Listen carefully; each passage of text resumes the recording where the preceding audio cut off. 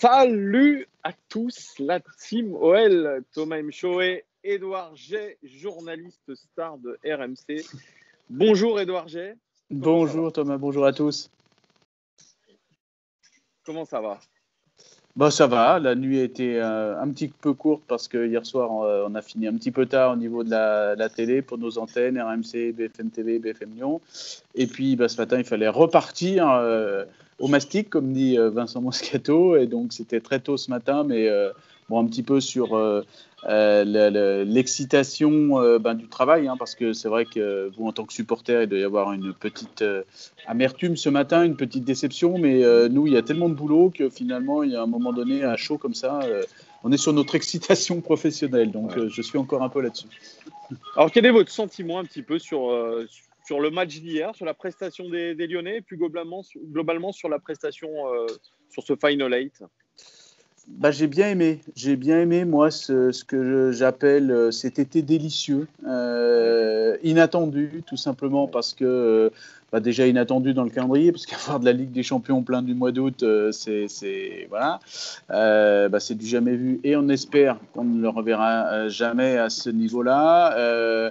Et puis j'ai bien aimé aussi, quand je vous parle d'un été délicieux, ça a commencé un peu au printemps parce qu'on était encore au printemps le 8 juin dernier, quand les Lyonnais ont repris le chemin des entraînements, parce que franchement, j'ai senti un petit quelque chose tout au long des séances que l'on pouvait voir. Alors c'est vrai qu'on ne voit pas tout, on ne sait pas tout, mais on ressent. Et moi, j'aime bien ce côté ressentir sur le terrain. Et puis je ressentais quelque chose, quoi. J'ai senti notamment à Evian, alors c'est pas que le cadre enchanteur des bords du lac Léman, mais j'ai senti qu'il y avait quelque chose, il y avait une communion entre les joueurs, il y avait une cohésion, il y avait une dynamique, il y avait du physique qui se mettait en place, il y avait quelque chose. Voilà, il y avait quelque chose qui arrivait. Et puis finalement, on est arrivé à cet exploit face à Turin, et puis surtout l'exploit de City, et puis toute cette dynamique, on en reparlera, parce que j'ai bien aimé la cohésion, la communion avec les supporters et la fierté d'hier soir que j'ai ressentie. Et ça, franchement, j'ai adoré dans cette saison que j'appelle totalement baroque, parce que imaginez-vous, forcément vous avez en tête, il y a 1 an et 2 jours, c'était Lyon-Angers, le retour de Juninho. Je me suis repassé un peu des vidéos de ce match-là, et je me suis dit, mais imagine j'allais dire les conneries, les bêtises qu'on disait à l'époque. Ça y est, Lyon va être champion, en tout cas va aller à la lutte avec le PSG. On s'est tous embarqués dans une joyeuseté incroyable, et puis finalement on a eu une année incroyable, baroque comme je dis. Donc voilà, j'ai bien aimé cet été délicieux, et qui n'est encore pas terminé, bien évidemment. Ouais, c'est vrai que vous avez raison. Je pense qu'on a eu un ascenseur émotionnel sur cette saison avec le retour de Juninho, etc. Bertrand Traoré qui dit qu'on va aller taper le PSG, on va aller les taquiner du moins. Et puis c'est vrai qu'on a eu Silvinho, on a eu cet exploit aussi face à Leipzig, il ne faut pas l'oublier aussi, où on a été gagné 2-0, et puis il est viré, on a Garcia qui vient, c'est un peu la guerre avec les supporters. Et puis il arrive à retourner un petit peu l'opinion lyonnaise, l'opinion des supporters, via cet été délicieux, comme vous dites, avec, vous l'avez souligné, un état d'esprit. Est-ce que finalement, lors de ce Final 8, ce n'est pas cet état d'esprit qu'on a retrouvé, mais cet état d'esprit qui risque de se disloquer parce qu'on annonce des départs. On annonce des départs, donc est-ce que ces bases qu'on avait un petit peu trouvées, on risque pas de les perdre très très vite? Alors, des départs, oui. L'état d'esprit, non, je pense pas, parce que clairement, on en parlera, c'est pour moi l'énorme travail de Juninho à l'intérieur du club, qui a créé cet état d'esprit en communion avec Rudy Garcia, en communion avec tout le monde. Et du coup, je pense que cet état d'esprit ne va pas partir. En tout cas, il y a un gardien du temple désormais qui a pris les commandes, c'est Juninho. Et Dieu sait si je l'ai un petit peu, alors que ce soit dans nos échanges ou même en public, on va dire, j'ai pesté parfois sur le fait qu'il ne parlait pas, qu'il ne venait pas nous voir ou nous dire des choses. Et pourquoi c'était voulu ça, ou on lui a dit peut-être plus haut, Non, je Jean-Michel pense Aulas, de que pas trop s'étaler? Non, non, vous savez, Juninho, en tant que joueur, il aimait pas trop venir quand ça fightait, Ouais, quand ouais, c'était un petit peu. Lui, il a une formule, hein, et qui a ressorti d'ailleurs sa fille Giovanna sur les réseaux sociaux, travail dur et le triomphe fera du bruit. Travail dur en silence pour que ton succès fasse du bruit. C'est un petit peu la formule de la famille Juninho, ça. Je l'avais ouais. ressenti quand j'étais allé faire le livre avec eux, quand j'étais allé à Recife, dans le nord-est du Brésil. C'était en 2009. J'avais ressenti ce côté, voilà, il ne faut pas trop se parler, parce que déjà, bah, par exemple, pour ce livre, je me rappelle, il discutait avec sa femme, il nous rappelait en me disant bon, est-ce que je vais faire ce livre, etc. Je veux pas trop m'afficher. Donc je retrouve un petit peu ce Juninho qui veut pas trop s'afficher, mais qui est diablement gagneur en lui-même, qu'il a ça en lui et il arrive à le transmettre. Et puis, faut pas oublier, il y a un an, c'est peut-être un petit peu la. Alors c'est facile à dire après, mais peut-être le, la difficulté de la part de Jean-Michel Aulas, c'est d'avoir donné les clés du camion à deux néophytes, hein, Juninho qui débutait son rôle et Silvinho qui débutait aussi son rôle. Et puis mine de rien, c'est quand même une grosse institution, c'est un gros club. Voilà, alors est-ce qu'il n'aurait pas fallu, alors c'est facile après, hein, on est d'accord, donner les clés de la nouveauté à Juninho et puis peut-être d'avoir un entraîneur plus expérimenté. Bon, voilà, ça s'est passé en tout cas comme ça. Tout ça pour dire qu'en un an, moi je ressens qu'il a pris les commandes un petit peu de son poste. C'est quelque chose qu'il a découvert. Il en a découvert un petit peu les ressorts. Hein. Faut apprendre aussi, même si l'OL il connaît. Mais il ne faut pas oublier qu'il a quitté l'OL en 2009, l'OL à Gerland, et l'OL de Gerland passé au Groupama Stadium. C'est 10 ans après, c'est un autre Alors, monde. Hein. Donc je, je- voilà, il a mis vraiment à mon niveau, je pense, mon regard, il a enfin pris ses habits de directeur sportif. alors oui, je vais faire une transition un petit peu, puisque on a vu il y a quelques semaines qu'il y a eu une grosse réorganisation en interne Mm. à l'OL, dans l'organigramme, notamment avec Vincent Ponceau, qui est devenu directeur du football. Qu'est-ce que ça a à voir aujourd'hui avec le poste de Juninho, qui est directeur sportif? Est-ce que le poste de Juninho va être amené à évoluer selon vous, ou ben, Juninho, voilà, quel va être son vrai rôle dans les semaines, dans les mois à venir? Oh, je pense que ça va pas beaucoup changer. J'en ai pas encore forcément discuté avec le président, avec Juninho, Ouais, parce que tout ça s'est fait cet été. Mais voilà, Vincent Ponceau va garder son côté, voilà, l'aspect juridique, l'aspect relationnel, l'aspect aussi communication, hein, parce qu'il récupère. Il y a aussi une réorganisation ouais, de la communication oui. en interne. Donc, est-ce que ça va vraiment rogner sur les pouvoirs des uns des autres? Je ne pense pas. En tout cas, il y a une nouvelle harmonie à avoir entre Vincent Posso, entre Juninho, Bruno Chirou aussi qui arrive. Voilà, et c'est aussi parce que l'un des petits soucis qu'il y avait, c'est le regard un peu général, parce qu'il y avait ce côté d'aller chercher des joueurs en post-formation. Hein. Donc ça a réussi avec un Maxwell Cornet, ça a réussi avec un Lucas Touzard. Mais il y a d'autres joueurs, ça n'a pas forcément bien réussi. Hein. Quand on voit Nicolas Fontaine, hérité de Young, Ouais, c'est vrai. Réau, etc. Euh, c'est des joueurs qui sont venus un petit peu par différents canaux. La formation n'était peut-être pas forcément au courant qu'il allait avoir ça, etc. etc. Donc, c'est peut-être une refonte générale et puis voilà, pour qu'il y ait vraiment un projet global. Pas uniquement l'équipe première, pas uniquement les stars, mais aussi pour faire émerger des jeunes et puis pas aller chercher, je dis un poste au hasard, hein, parce que je sais pas, un gardien de but par exemple, à 18 ans, alors qu'il y en a peut-être deux au club. Hein. Il n'y a aucune info là-dedans. C'est vraiment, je vous cite gardien de but, vous aurez pu vous citer un 6, un 8, un 10, un 9, voilà. Parce qu'il faut peut-être un petit peu plus d'harmonie. Donc voilà, il y a un plan de jeu. Je sais que Bruno Chéroux, là, est vraiment. Il faut que tout ça se mette en place. Et pour un projet aussi de jeu. Oui, parce que vous le dites bien, il y a un projet de jeu. Il y a un mercato qui arrive, qui est extrêmement important. Il y aura que la Ligue 1 et les coupes à jouer. Et il y a surtout beaucoup de monde. On parle de Juninho, on parle de Bruno Chirou, on parle de Rudy Garcia qui est en fin de contrat dans un an. Peut-être encore Bernard Lacombe dans les couloirs qui traînent, Jean-Michel Aulas. Il y a tout ce petit monde qui va avoir sa vision des choses, peut-être, et il va falloir que tout le monde se coordonne.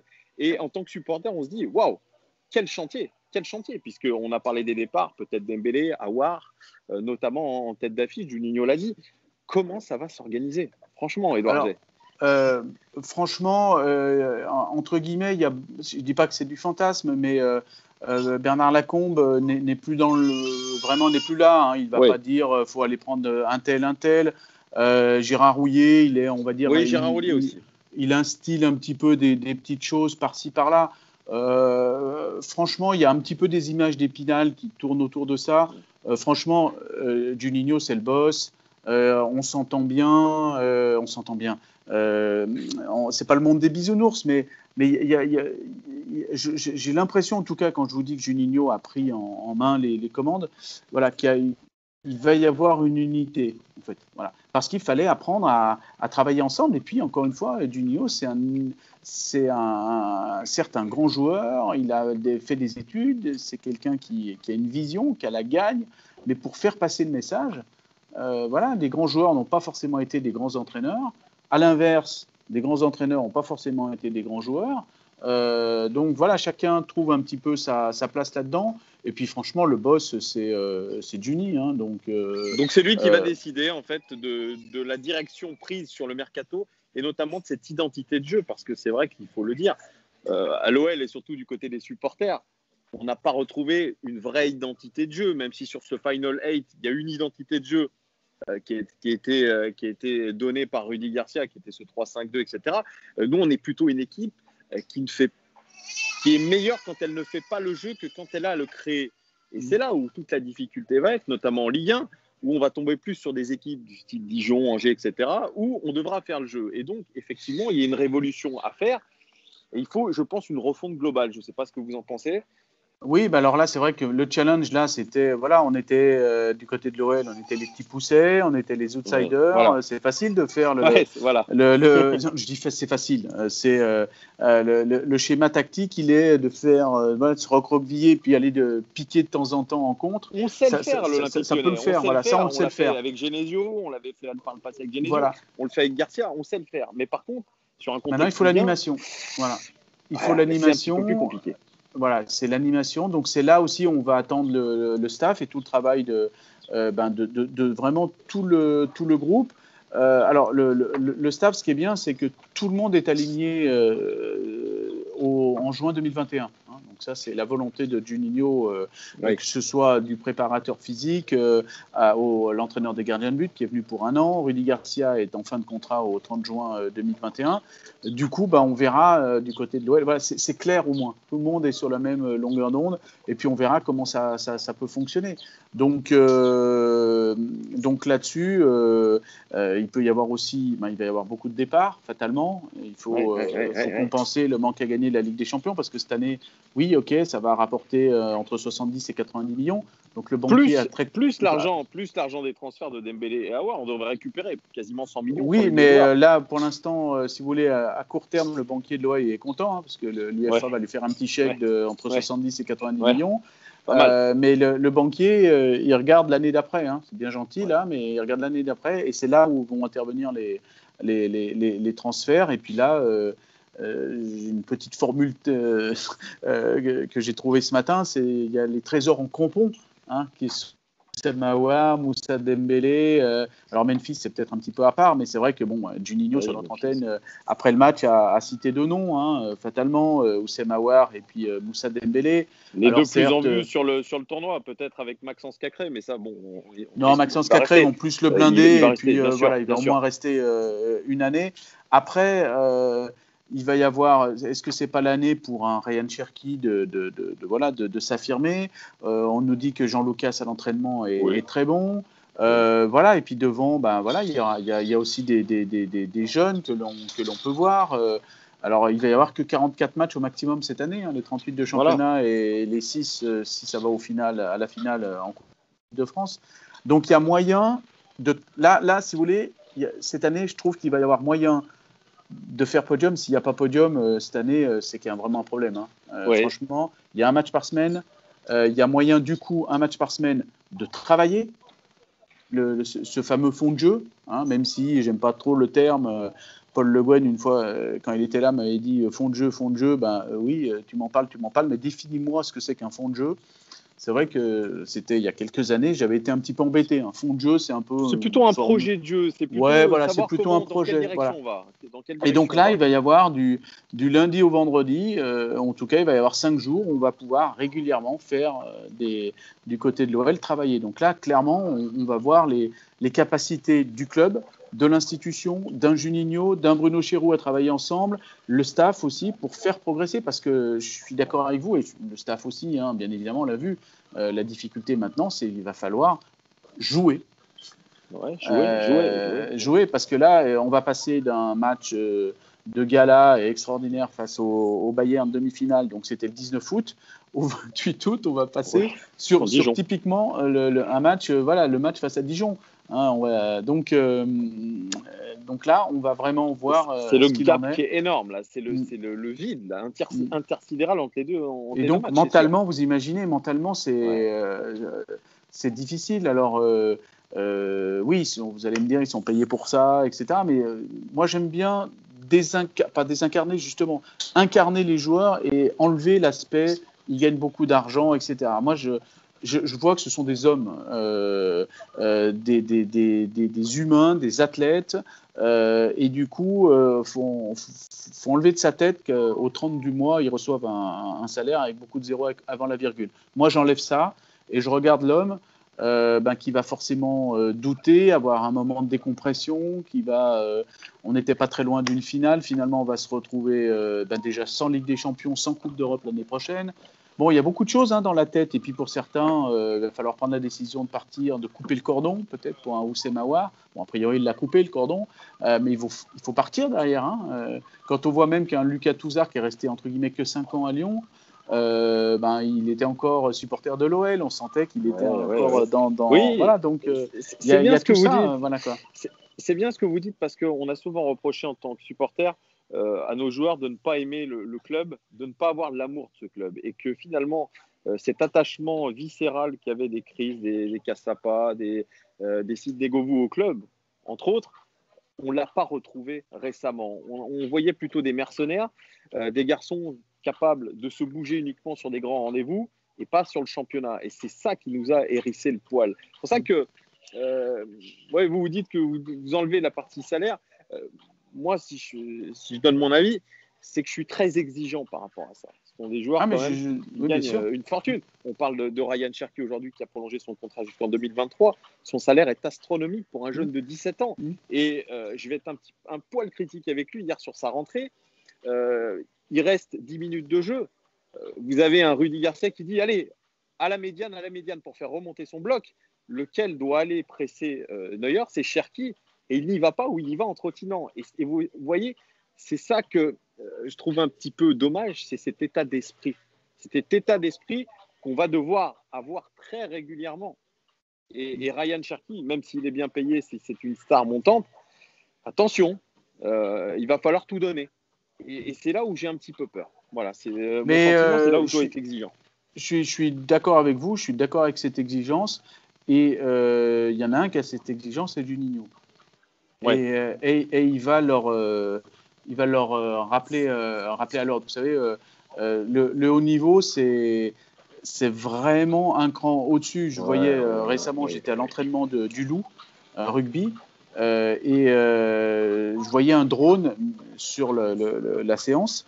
Et d'habitude, je le voyais que de temps en temps, vous savez, sur les mêlées, sur les départs, etc. Et là, j'ai appris que toute la séance du Loup, elle est filmée. Et qu'il y a un adjoint ou des adjoints qui revoient si des fois il n'y en a pas un qui s'est caché. Là, c'est l'exigence d'un autre homme fort du sport à Lyon, qui est Pierre Mignoni. Vous imaginez Silvino, il était venu avec les mêmes ambitions. Il mettait des drones au-dessus, etc. Malheureusement, ça n'a pas fonctionné. Malheureusement, ça n'a pas matché. Mais pour vous dire qu'il y a un moment donné où un Cherki et d'autres, et on l'a vu avec les U19 hier. J'ai assisté à l'entraînement il y a une semaine. Je peux vous dire que le scénario du match d'hier, je l'ai vu la semaine d'avant à l'entraînement. On joue comme on s'entraîne, c'était les sénateurs. Et dans le match que j'ai vu un petit peu hier après-midi, il y avait un peu de ça, en sachant qu'il n'y avait pas, comme me l'avait dit Eric Kelly, il n'y a pas les grands frères, il n'y avait pas Pierre Kaloulou, il n'y avait pas Amine Gouiri, il manquait Ryan Cherki aussi, Melvin Barr. Mais au-delà de cet aspect-là, franchement, il n'y avait pas de repli défensif, il n'y a pas de ceci, pas de cela. C'est le danger. C'est le danger. C'est le danger. D'ailleurs, et juste par rapport à ça, pour avoir assisté à cet entraînement, Eric Kelly, donc la semaine dernière, dit aux gamins là, il leur dit, mais il les a pris à la fin parce que c'était une séance entre guillemets horrible pour un technicien. Il préparait ce quart de finale de Ligue des Champions et il leur disait j'appelle les gamins, parce que j'ai 53 ans aujourd'hui, donc des gamins entre 17 et 20 ans, mais les miens sont un petit peu plus grands, donc voilà, je les appelle les gamins. Il leur dit, mais vous dites que c'est nous qui sélectionnons et nous qui sommes sévères, mais c'est pas nous qui vous sélectionnons. C'est vous qui vous sélectionnez sur le terrain, parce que vous ne faites rien. Voilà, il a été très, très cash, et cette élimination, quelque part, elle rappelle des fondamentaux à un certain nombre de gamins. C'est pas parce qu'ils ont le maillot de l'OL, c'est pas parce qu'ils enfilent les crampons Made in OL qui sont en Youth League que ça va gagner. En face, ils n'étaient pas forcément meilleurs, mais moi hier sur des contacts, sur l'intensité, il n'y avait pas ce qu'il fallait du côté de l'OL. C'est sûr. Voilà, et je parle des gamins de la Youth League. Et il faut que ça soit un message pour tout le monde. Et là où je suis quand même positif, parce que j'aime toujours voir le verre plutôt plein que plutôt vide. Certes, il va y avoir des départs, mais je trouve que cet état d'esprit quand même, Juninho l'a ancré dans la tête de certains. Et puis après, vous êtes au courant, vous l'avez vu, il est monté comme moi, Maxence Cacré. Et s'il y a un symbole de cet avenir, footballistique certes, mais aussi il est modélisant, Maxence Cacré, dans son effort d'être toujours là, de toujours presser. Le gamin, il a 20 ans, il a fait des matchs de haut niveau. Un de ces jours, il va avoir le brassard autour du biceps, fatalement. C'est peut-être ces gens-là, voilà. Et alors déjà, d'une en tant que joueur, mais aussi en tant que, comme le disait Gérard Houllier, il y a des leaders médiatiques, il y a des leaders de vestiaire, il y a des leaders techniques. Lui, ça va être un leader qui va s'imposer de lui-même et qui va peut-être aussi rayonner sur les autres en disant, attendez, moi, la 120e minute face à Paris, je vais faire le tacle qu'il faut, je fais la course de 80 mètres. Et gars, pourquoi tu le fais pas? Et Bertrand Traoré, que j'adore, mais quand il est rentré, quelque part, il s'est sélectionné tout seul.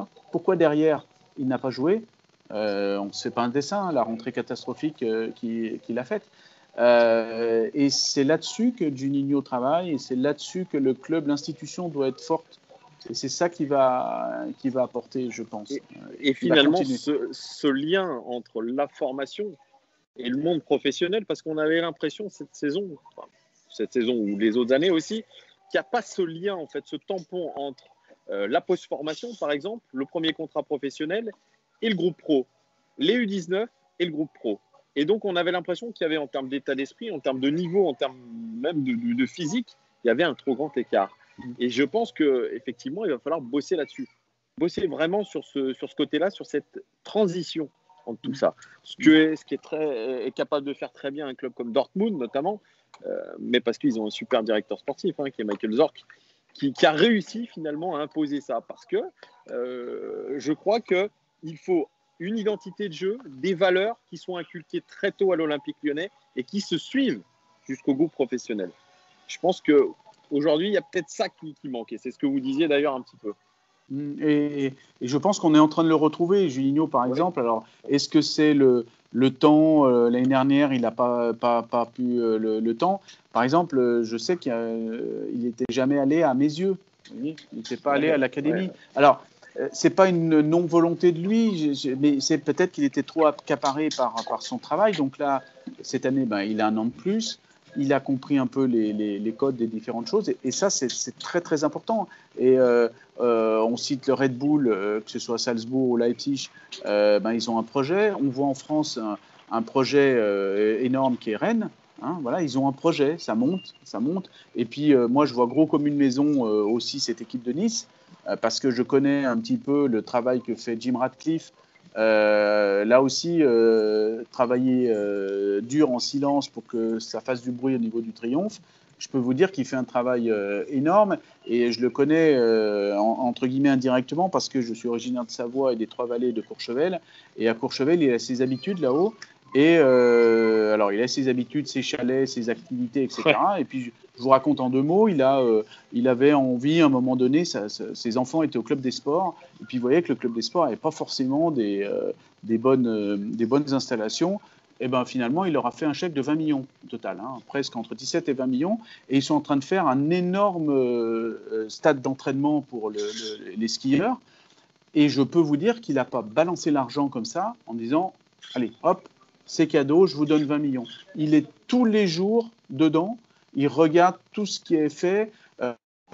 Par exemple, il y a un moment donné, j'y étais cet été, on m'a expliqué, il y avait un endroit où, pour monter, parce qu'on est un petit peu à Courchevel, donc il faut faire un petit peu les choses en bien, pour monter d'un étage à l'autre, ils ont mis un ascenseur. Alors que lui avait demandé un escalier. Tout simplement parce que dans son entreprise à côté de Lausanne, dans l'ascenseur, c'est marqué l'ascenseur, c'est pour les paresseux, ou je ne sais plus exactement la formule en anglais, et il incite ses collaborateurs à utiliser très anglo-saxon. Voilà, les escaliers. Et du coup, à Nice, il y a ce projet de jeu là. Et donc, c'est pour ça que c'est important qu'il y ait ce projet à l'OL, parce qu'il y a d'autres projets qui se mettent en place. Il y a Rennes, il y a Nice. Et puis après, il y a Lille, c'est un autre type de projet. Mais on voit qu'ils arrivent à faire quand même quelque chose en changeant des hommes, mais en ayant quand même là, leur projet à Lille, c'est un scouting. Moi, Christophe Galtier, pour finir, me disait je vais perdre un défenseur central, il n'y a pas de souci. On m'amène sur une tablette, il y a 5 prospects, et on sait, moi, comment Christophe Galtier, je veux jouer.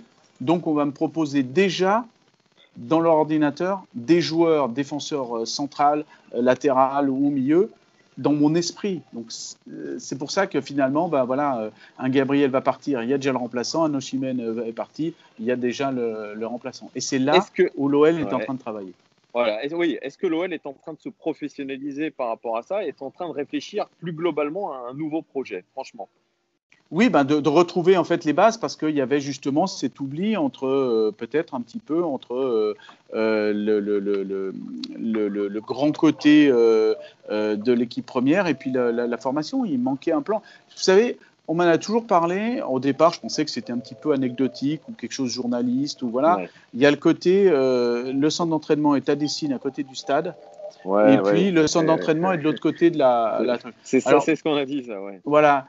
Ouais. Oui, quand on discute avec les anciens de l'OL qui vous disent, ou un Bernard Lacombe qui te dit moi, un jour, j'étais à l'entraînement, j'ai vu juste l'entraînement d'à côté parce que j'attendais que mes joueurs arrivent quand il était entraîneur de l'équipe première, et puis il a vu l'entraînement d'à côté, et puis finalement, il y avait un Sidney Govou qui lui a tapé dans l'œil. Voilà. Parce que il avait juste à se tourner, et hop, il y avait Sidney Govou qui s'entraînait là. Alors, je dis pas que ça peut pas se faire, que Sidney Govou, même s'il était à mes yeux, et par rapport à des signes, il aurait explosé. Mais il y a cette petite chose, et puis on se parlait automatiquement, parce que le bureau du coach des U19 ou de la nationale, c'était la CFA à l'époque, tout le monde était à côté, donc on se parlait, on se voyait. Donc il faut aussi il faut de la transmission, c'est vrai. Moi, j'ai croisé Gérald Batic, le stage à Evian, il me dit... franchement, je vous donne l'exemple de Alexandre Lacazette. Il était dans le trou au niveau mental à un moment donné.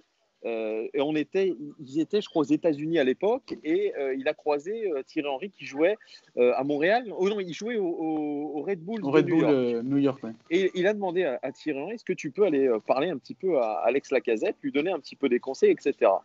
Et rien qu'une discussion qui a duré 1 heure, 1 heure et demie, ça a transformé Alexandre Lacazette. Il dit sur 1 à 2 mois. Il dit, bon, ça n'a pas été toute la saison comme ça, mais en tout cas, il avait beaucoup plus d'envie à l'entraînement, etc.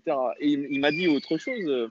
Gérald Batti qui me dit, moi j'ai appelé Karim Benzema, je lui ai dit, est-ce que tu peux pas venir un petit peu parler à nos attaquants, leur transmettre quelque chose. Et malheureusement, Karim Benzema, il n'est pas trop pour. Mais vous voyez, c'est ce côté un petit peu. Oui, voilà, il y a un espèce de grand frère, quelqu'un qui a réussi et qui peut transmettre quelque chose. Ça, c'est vrai que c'est un truc à l'OL qui manque peut-être.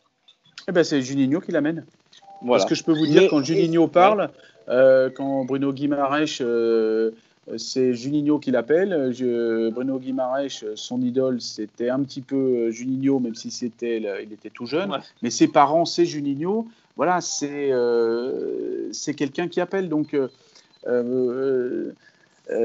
vrai que l'OL, il y avait un moment donné, passer de Gerland à Dessines, sportivement parlant, c'est difficile parce que parce qu'il faut passer à autre chose. Maintenant, il faut offrir une équipe qui fasse venir du monde. Alors, il faut des pépites, il faut des stars, mais il faut aussi, et le public lyonnais est très demandeur là-dessus, mais presque tous les publics d'une grande ville comme ça, on va venir à l'OL parce qu'on a envie de venir. Et on l'a vu d'ailleurs dans cet été que je qualifie de délicieux.